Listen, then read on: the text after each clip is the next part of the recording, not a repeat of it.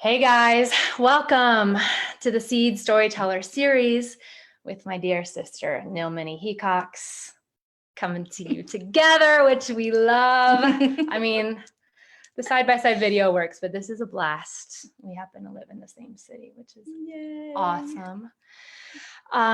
So welcome. We're so glad that you are here, whether you're joining us live or on the replay. You are in for a treat from one of my favorite people in the world. And today, Nilmini and I are going to be talking about why it is she is so passionate to be showering love on the Easter bombing victims in her country of her birth in Sri Lanka. And the reason that I asked her to share this with y'all is because the answer to that question lies in her story, which is one of the most inspiring and powerful and wise ever. And I really believe that as you listen to her story, you will find some clues to your journey and your own story. So in a moment, we're going to get to that, but we want to make sure you know who we are. So my name is Sarah Davison-Tracy. I'm an author, speaker, founder of Seeds of Exchange. And in all these things, I love to ignite communities to make a difference locally and globally together, which is what brings us here with Nilmini and our Seed Storyteller Series, which is where I get to have conversations and invite you guys into them with dear friends of mine from around the world. And the thing I want to remind everyone, if you are new to this conversation, is that I fundamentally believe that each and every one of us is a change maker, that each and every one of us has a story that when we live it, when we speak it, it makes a difference. So it's just finding our way together. So before we dive into speaking with Nilmini, we're going to start, as we always do, in this series, and really most of my meetings and events, is we start with a place of pause, because we get it on these lives and replays. You're probably driving through traffic, in the carpool line, or on the phone. That is amazing if you can be on the phone and listening to this. But it's very likely impossible. So wherever you find yourself, this might be the best part of this whole thing. You need to scoot in, because I feel like you're like way too, I mean, this way.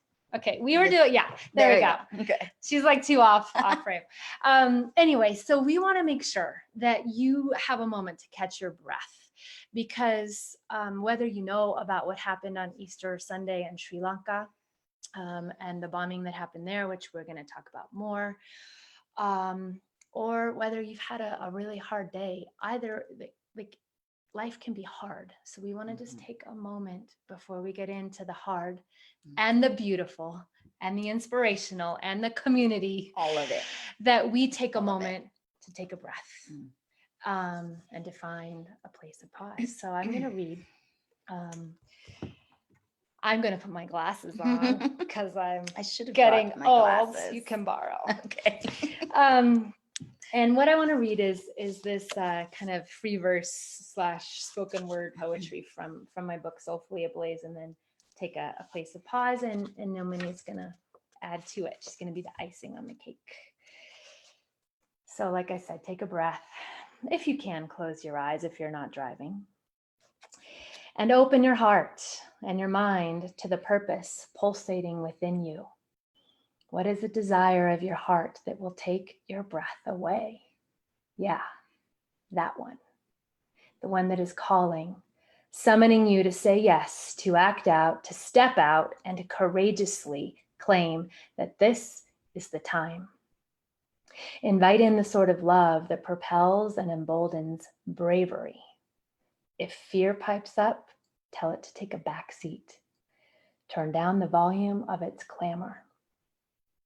You are here with a breathtaking destiny. Dreams have been planted in you, and they beckon for your attention. As you tend to them, they will grow, get stronger, awaken and nudge you to open and deepen your connection within you and within your mighty human family, near and far. So be still, surrender. I invite you to take a breath, another one, deeper. Now, my friend, pause. Before you consider anything, actions or ideas that inspire, needs or worries that burden, here and now, take another deep breath. Idle here for a moment longer. Hold off on the to-dos, the what-ifs, and linger in the exquisiteness of being. Thank you, Sarah. So if I can extend that for a little bit longer so that we can connect more deeply to what we're about to speak about. So keep your eyes closed if you've had them closed, and close them if you haven't. And just settle into your body. And notice what you're feeling. All the aches, the pains, maybe the lightness, maybe no aches and pains. Celebrate that if that's the case. And just arrive here for this conversation. And before we connect to the story, I would like for you to connect to your own heart space, because this is about reaching our hearts together, to knit them together and then reach them across the world, literally, to probably the furthest place one could be from where we sit today, anyway, in Denver, Colorado. So take a deep breath right into the space that's your heart, and notice if you can connect to a green light. This is your heart chakra, and the color of this chakra is green. So with each breath, see if you can turn that light up. Make that color deepen.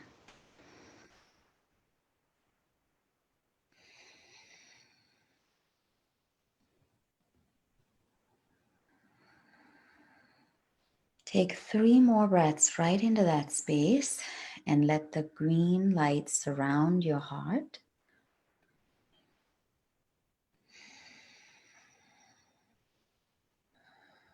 And then see if with these last few breaths, you can turn that light outwards, away from you, connecting to those that need love right now, whether they're the children that we'll be talking about or whether it's somebody else.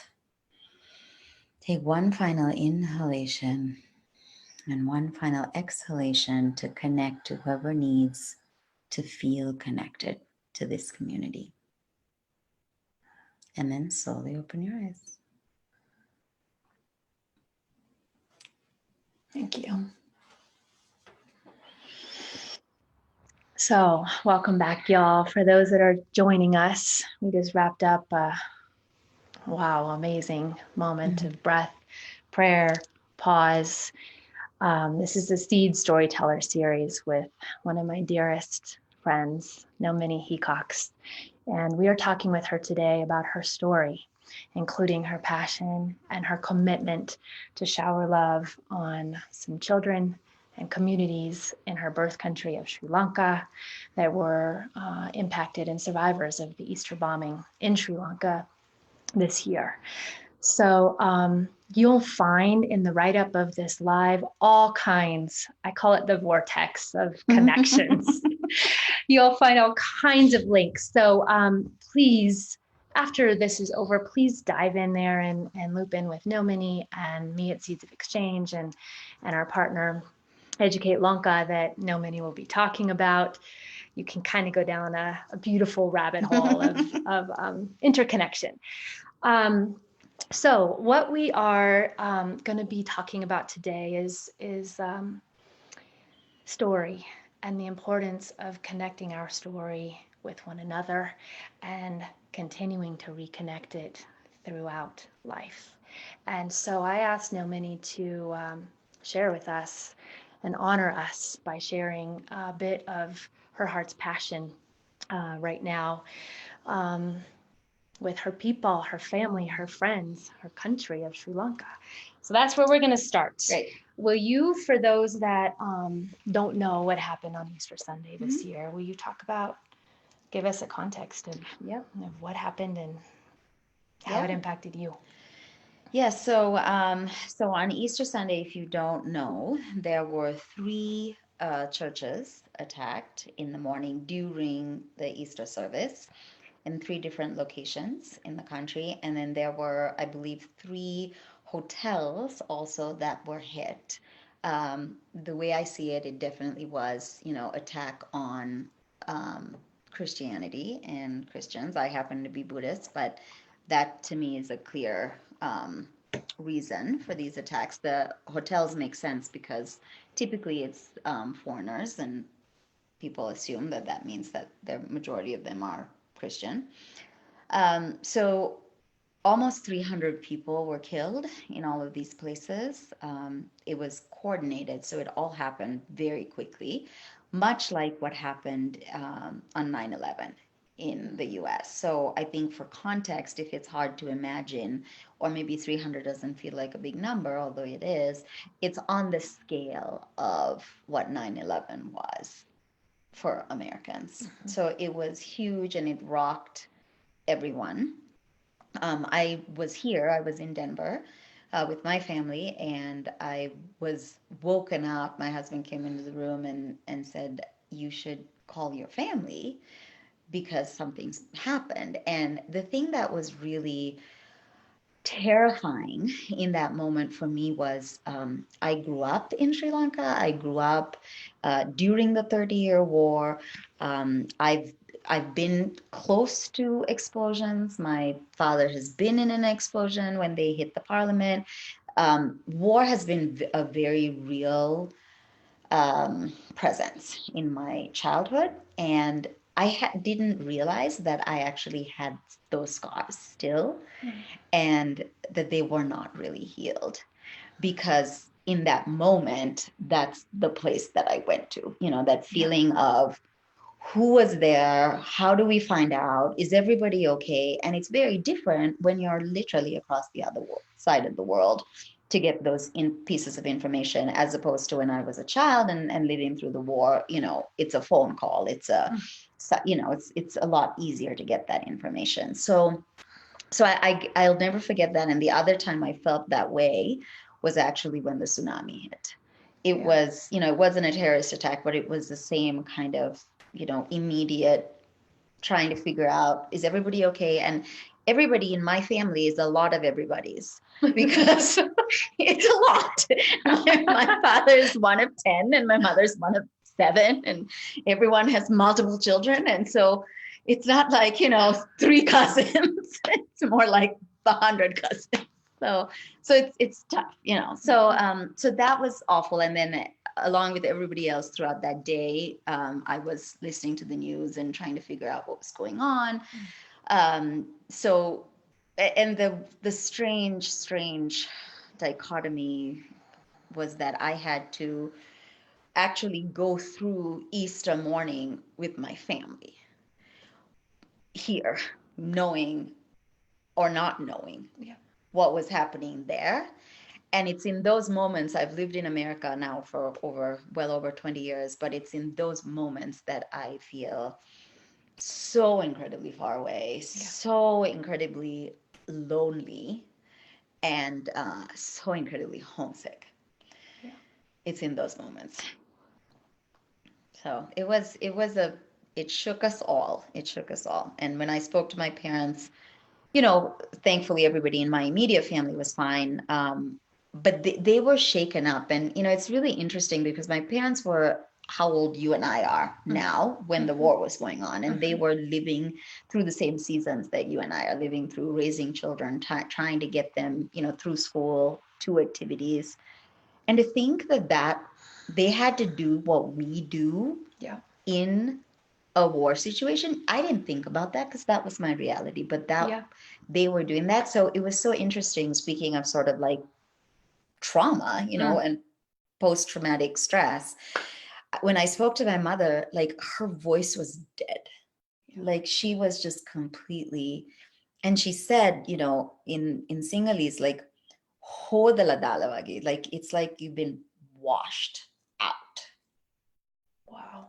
And I think that's the trauma, you know, it's the thing that we think. It was 10 years since the end of the war when this happened. Yeah. So, And I remember one of the things that you said to me that was so moving and heartbreaking to you is that you and your family had been so hopeful that this generation would be the first generation to live without war in Sri Lanka. Yes. And so Nilmini has two incredibly gorgeous girls, and has definitely shared with me that experience, that visceral feeling of other people's children being very like belonging to you. So as you were seeing all these, and a lot of the victims were kiddos. Were kids. Right? Yeah, they were kids because of, especially in the churches. Yeah. Because it was, and there was some that were, you know, sitting up there ready to sing. They were in the choir. It was a lot of kids. Yeah. So to loop, because one of the things that I see about you is that you very quickly, I mean, one of the first conversations we had after this, you were like, I want to do something. It's like right next to the pain is this like fire of, yeah, we're doing something. We're doing something. Yeah. And it's been, you know, some months since Easter, during which time I know Nilmini went back home, back to Sri Lanka, as she does with her girls most summers. And it seemed like to me, that when you were there, that's when you made the connection of how and what and who you wanted to, all the things. Yes, all the things. So can you kind of share the bridge of connection between, you know, last Easter and what brings us here today? Yep. And as I said, for those that are just joining, we have all kinds of links in the write-up of ways that you can join what we're doing, and connect with us, and definitely donate to the fundraising partnership that we are launching today, and continuing throughout the month.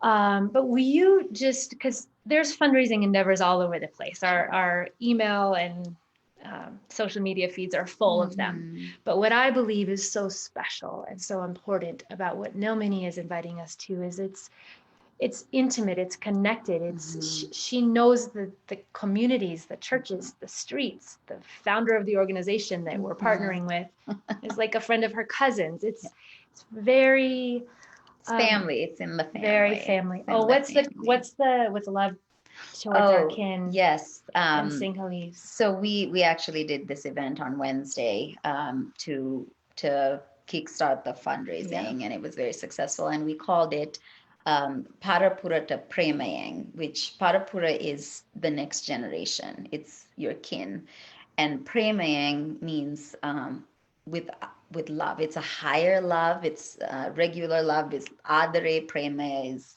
a little bit more elevated. So it's, to me, when I came up with the words for that event, it was really sort of like I visualized reaching out and holding all those kids that are not mine, they're not yours, but they are, right? They are. And so they are. It's with love to our next generation, the one that we had all hoped would grow up without the language of war. And I'll share one story about, there's so many, but there was one that really hit me, which was a father was talking about their child that was, I think he was 6 or 7 or something, in the hospital right after the attacks. And this child had, you know, something wedged in his leg, right? Like it was a piece from the bomb. It was something that and the child didn't know what bomb was. He didn't know that word. And so the doctors are talking about it, and they're like, you know, there was this bomb, and he was like, what's a bomb? Because he was 7, and the war was done 10 years ago. And that's what just is, as many things are heartbreaking, but Yep. that's what's heartbreaking. It's like I had to tell this child. I mean, I can imagine, like, if that Yeah. was your child, like Yeah. being like, well, I have been in bombs and this is what a bomb is, and why would there be? So you just kind of go down that, and it's that moment that it just like, Yeah. they could have been spared that. Right. They could have been spared a whole generation of them. So anyway, this is also very Sri Lankan to me because I just kind of get lost in many storylines and I forget the question. So the question was, what was that? What was our tie-in, right? Like, Yeah. how was all that? So this had happened. Yes, I felt very much because I think I got in the space of the parents there, Yeah. and I have friends who live there, and blessedly, not a single one of them lost a child or a parent. I mean, connections, but not directly.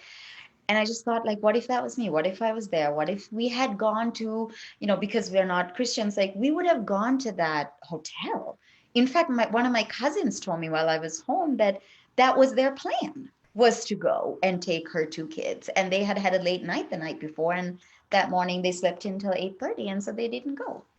So it was that close, it was Wow. that real.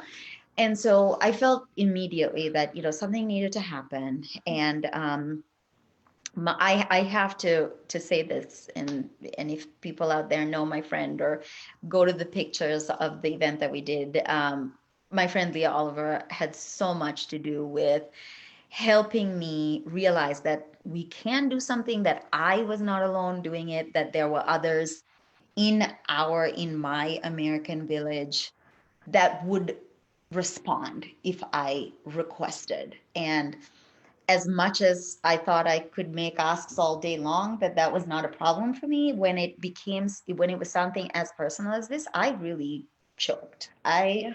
was like, I can't, I don't know. What? Like, so thanks to our village, thanks to our Yeah. friends. And she's like, no, you're going to do this. We're going to do this. And sure enough, we are. And now we are. So we ended up kind of connecting to a couple of people that were there, but I had a lot of friends here say, I want to give, are your are your friends okay? Is your family okay? What can I do? And at the time, I know how disaster relief Yeah. happens, and it's overwhelming, and there's not systems and structures in place often in the receiving countries to actually steward these funds and gifts the right way. And I knew that the moment the media attention was away, which was probably going to be what, like 2 weeks, a month at the most, that's when people really needed to be there and to figure out, what had fallen through the cracks. So I kind of said to everybody, just wait. I'm going home in July and let me get boots on the ground and find out what's happening. And so that's what happened. And my girls, Priya and Menaka, and I did go for a month. And we went to one of the churches, St. Sebastian's in Negombo, at actually the 3rd-month anniversary of the attacks. It happened Wow. to be Sunday. It happened to be, and it was standing room only. I mean, the church was totally packed, and maybe there's a way for me to share these photos later on.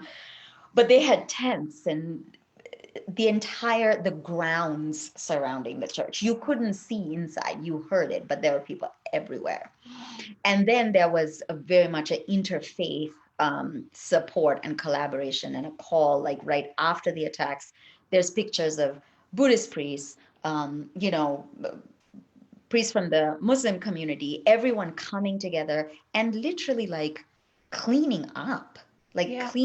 picking up, scrubbing down blood, doing, and those people were there 3 months at the 3-month anniversary. So it was very, very powerful to be there.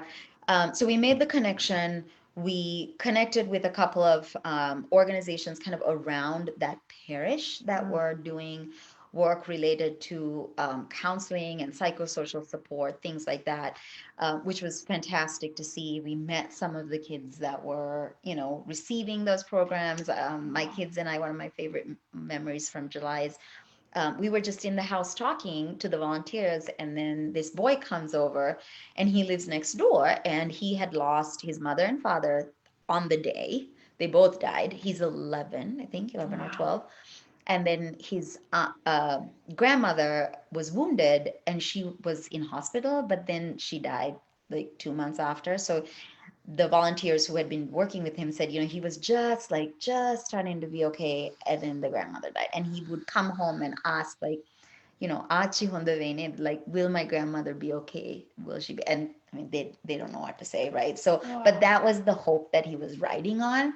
And then she died. So he came over and we all played badminton, and like that was really nice, because so much of these kids, they don't want to talk about it. It's not about, that doesn't help. That's really about us. It's not about them. It's more that you just need to interact with them. You need to like play games with them. You need to sing songs with them. And this program that we saw, that's what they did. um, but then I came back here and did a little bit more thinking and marinating on all of the different ways we could support. And what came to me was especially thinking about the communities and the children, and the fact that education is truly one of the best, maybe even the only way to rise up and out of whatever Mhm. situation you are in, whether that's poverty or, disaster or whatever, terrorism. If you can somehow get on that path where you stay in school, you move forward, that and only that, I truly feel, I've always felt, kind of lifts you up Mhm. and out.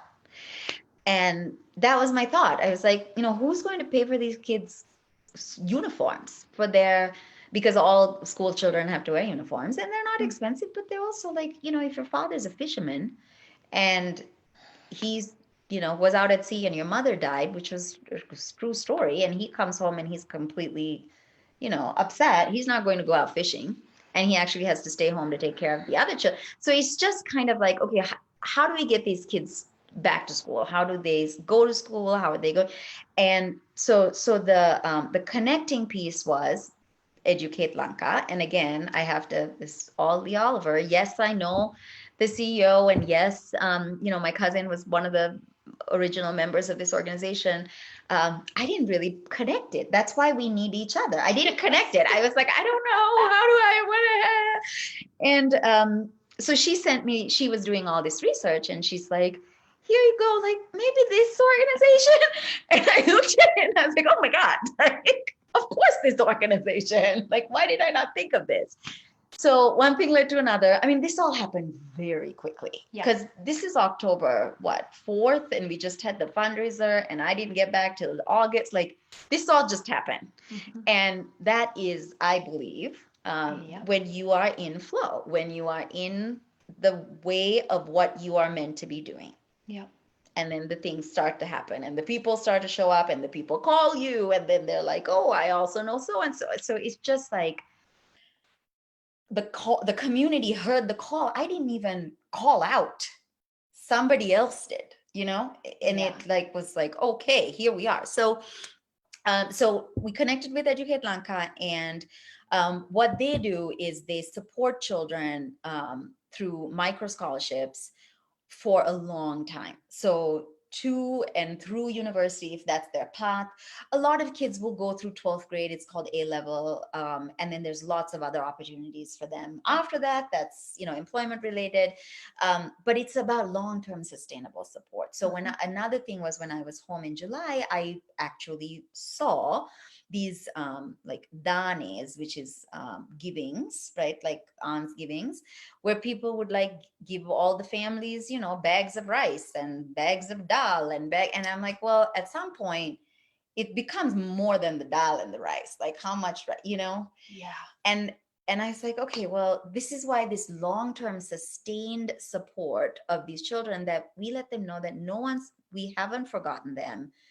People do care, and they care about making sure that just like if their mother and father were alive, if that they would do that. I mean, Sri Lanka has one of the highest literacy rates in the world, because education is so valued, from the Wow. poorest of the poor to the richest of the rich. Like, you ask any Sri Lankan, and it's all about like, oh, we have exams, all the parents like don't go out because like, but we have exams. I'm like, well, you don't have exams, but you know, your children do, but okay, like we all get it. We're like, yes, we also have exams. So, Wow. so that I felt like that was kind of, you know, Yeah. that was how we're going to make a difference. I So knew long-term dal and rice. Yeah, long-term dal and rice, long-term dal and rice. Can you tell folks, because I just thought it was amazing when you were talking about how far the dollars or whatever currency you're giving in. Yeah. By the way, Yeah. you can donate from all over the world. Everywhere. But being in the United States, I'm speaking of dollars. Yeah. How far those dollars go Yes. for this educational Yes. initiative. And Educate Lanka has all this information on their website. But basically, you know, depending on what grade level, it's $15 to $25 a month. So, you know, 150 is like 2 years of high school. 1,000 would be 4 years of university. 1,000 US. Yeah. Before everyone moves en masse to Sri Yeah, right. Lanka. I know. Yeah. And actually at the event, my husband was saying that when I shared those numbers, he heard all these people and be like, we should send our children there. Yeah. Like, which, by the way, I just looked at time. Please, if you are on the live, post questions that you have. If you are watching the replay, please keep the comments in. I mean, we live blocks away from each other. We're going to keep the conversation going virtually and in person. So I am going to take a peek at the feed and see if there are any questions that you guys have. Keep posting those, okay? But I just want to make sure that we cover a couple last few things. Mm-hmm. So this fundraiser that Leah Oliver and a handful of incredible other soul sisters. I had an amazing event committee. Helped with was earlier this week here in Denver. And I just want to make sure you hear what Nil said. Nilmini said. I call her Nil. Her real name is Nil. But it is that as passionate as she is, as much as she knew she was going to do something, she didn't put the pieces together until soul sister helped do some research, helped hold the flashlight up and be like, oh my gosh, look at the connection. Look what you can do. And then all of a sudden the snaps and the flashes went. And note that it has been a handful of months and it is right on time. Yeah. For those that are out there and you have a thing that you have been wanting to do and you feel like it's too late or too much time has passed, what Nilmini said is so important. This is the time for her to do this work in the way that it is causing a huge impact. It would have been too early before. This is what she needed. This is what the community needed. Yeah. So take hope in that because I find that is some of the best news ever in this conversation about making a difference and making change, because it's always the right time. When it's the right time, it's the right time. Yeah. It's the right time. Yeah. So what we are doing this month is we have an online fundraising partnership that Nilmini and I are bridging to Educate Sri Lanka. And we have a link in the write-up to that. And the donations are tax deductible because Educate Lanka is based here in the United States as a 501c3 and in country in Sri Lanka, which is, for those that have been a part of global... Really impossible, actually. I'm so amazed that we found them and that they actually had the forethought to do those things. So the boots on the ground thing that Nilmini was saying is happening now with this organization with whom we're partnered. They have incredible commitment to transparency. We have a dear friend who has put up an anonymous $2,000 match, so your dollars will be doubled. So that means, my math is not good, but that means that if we generate $4,000, which please know that this, what we are inviting you to is something that we call everyday and everyone philanthropy. If it's $1, if it's $5, if it's $1,000, we're doing the happy dance and cheerleading all the way around, because what Nil started with that heart expansion and wrapping around the world, that's one of the ways we get to do that. And the quantity doesn't matter so much, especially when there's many of us. And there's many. Which is really where the fun is. Mhm. One person could write a $4,000 check, which would Yeah. be amazing. It would be But amazing. really what's If awesome. you're out there, Yeah, I mean, we feel won't turn free. we won't turn you Feel away. free. So please give. Please look in the write-up. We have all kinds of other ways that you can be philanthropic with your time, with your connections. If you have someone in mind that's like, oh my gosh, they would love to hear this story. Mhm.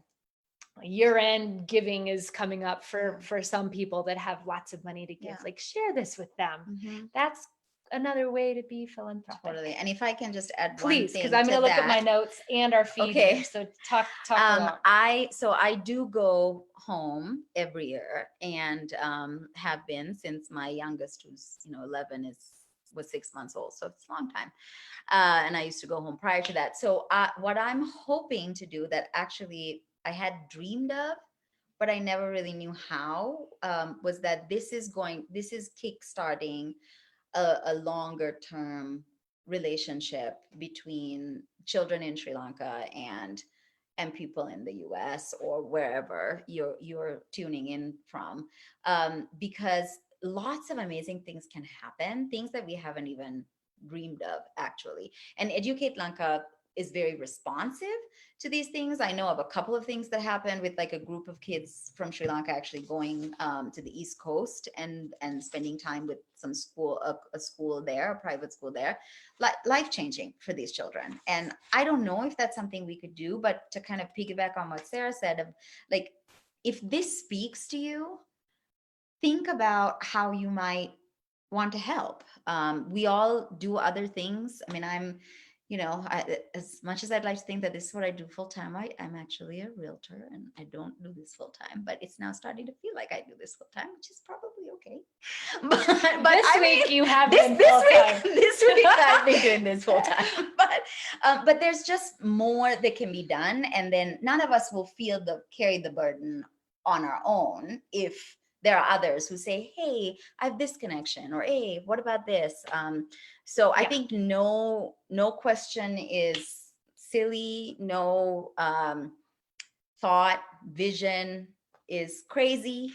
Yeah. So send it all and we'll see what we can do, especially because I will go back. I do go back, and I'd love to continue this and see where it goes. Yeah.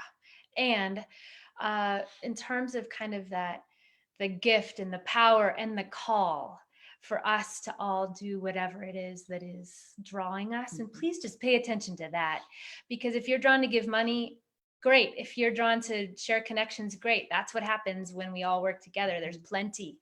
But I wanted to point out that, so Nilmini mentioned that she's a realtor. My sister, like biological sister, got sisters all over the place. My biological sister, Liz, is going to be here with us on the Seeds Storyteller Series next week, because she's launching her real estate career.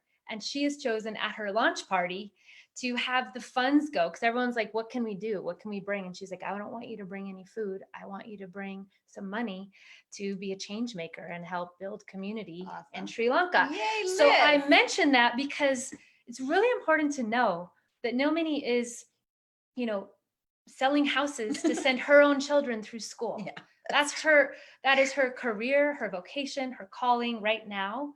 And note that the ways that she and my sister Liz are weaving this.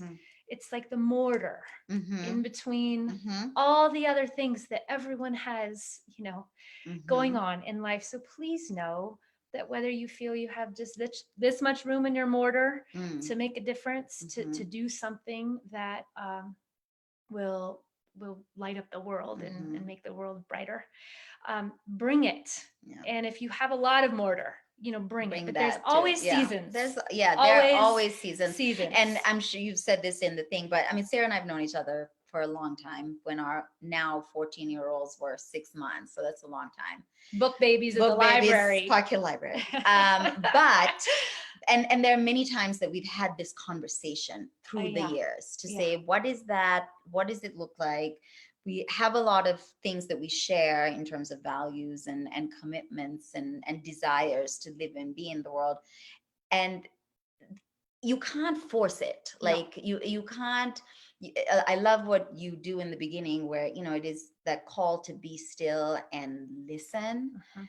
because the right thing will let you know. Anything that feels forced isn't the thing.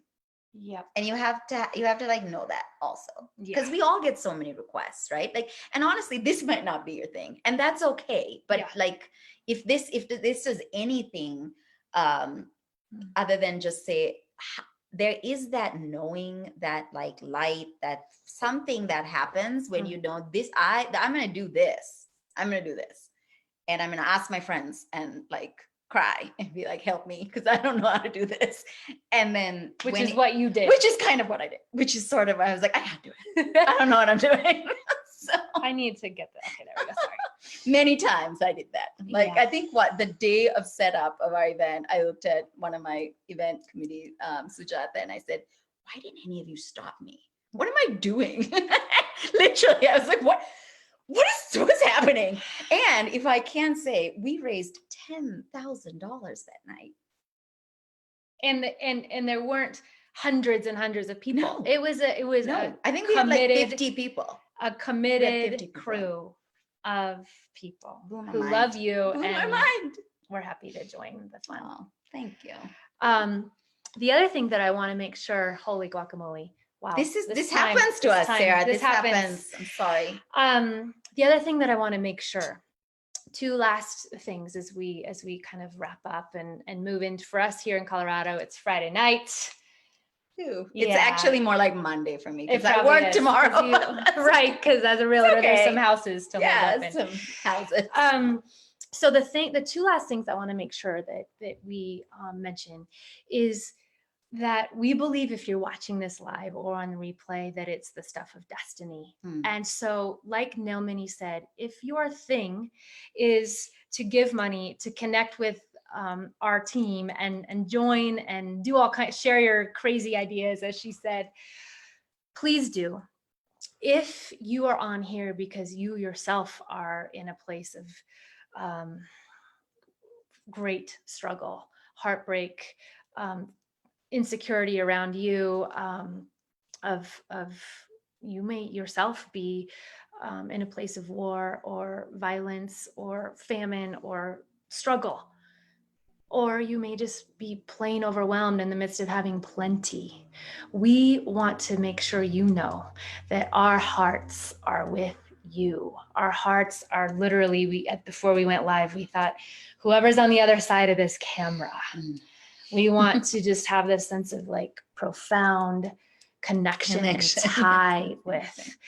And if you need some extra love, some extra prayer, some extra juju, private message me with your permission. I'll share it with Nilmini, and we'll light our candles and we will pray and we will be with you.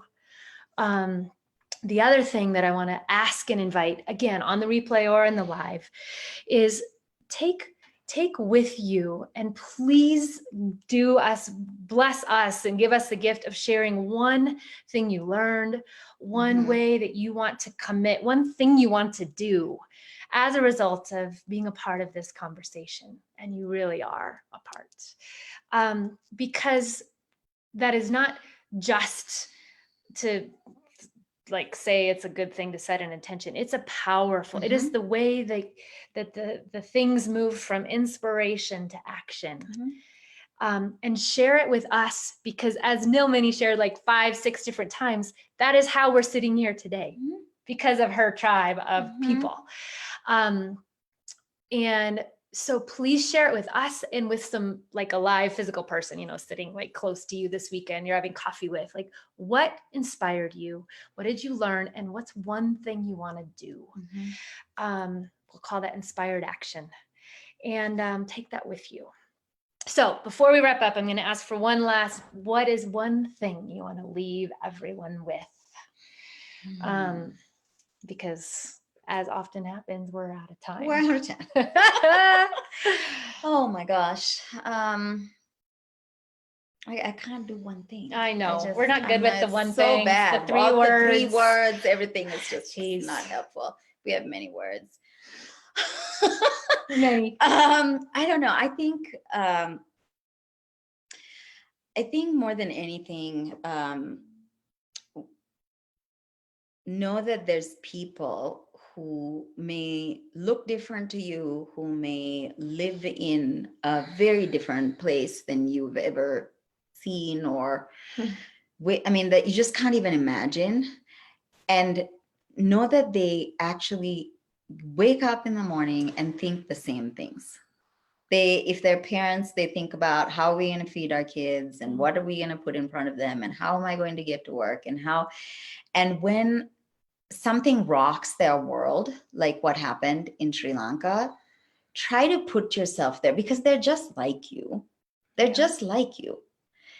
And what would you need in that moment? And whether it's giving through this fundraiser or not, like try to access that feeling of empathy and connectedness to somebody you don't even know, and channel that into action, as Sarah says, like do something with that, because there are so many people so far away from us that truly are exactly like us. And if they just knew that we cared, that we're not in this, first world, like just not even knowing or caring or worrying about them, there's so much power in that collective love and knitting together and seeing yourself with somebody else who doesn't even know you exist and you don't even know they exist, but they're just like you, they're just like you, and they need love just like you need love. And what can you do from that place, whether it's handing a bag out to a homeless person at the corner of Colfax in Colorado, it could be anything. But if you can access that place of empathy and connectedness, I think that would be a gift to me. You don't know me, you don't have to give me any gifts, but that would be to you. And to you. Yeah. It would be a blessing to ever. It's a win-win. It's a win-win. It's the win-win. Yeah. Thank you. Thank you for sharing your story. Thanks for asking. Your heart, your family, and inviting us to be family. How do you say let's do this? And let's do this. It's Api Meka Karamu. Let's do this. Api Meka Karamu. Api Meka Karamu. You have to Api say Meka to them, Karamu. Api Meka Karamu. Api Meka Karamu. All right, people. So join us. Keep the ripples of conversation, of connection, of friendship, of making a difference in your beautiful, unique, one-of-a-kind way going. And have a blessed rest of your day, night, Happy morning, Friday. wherever this is. Happy Friday, whatever day it is when you're watching on the replay. We love you guys. Thank you. So we want to close with you're loved, you belong, and we belong to each other. So let's stand tall together and light up the world. Bye, guys.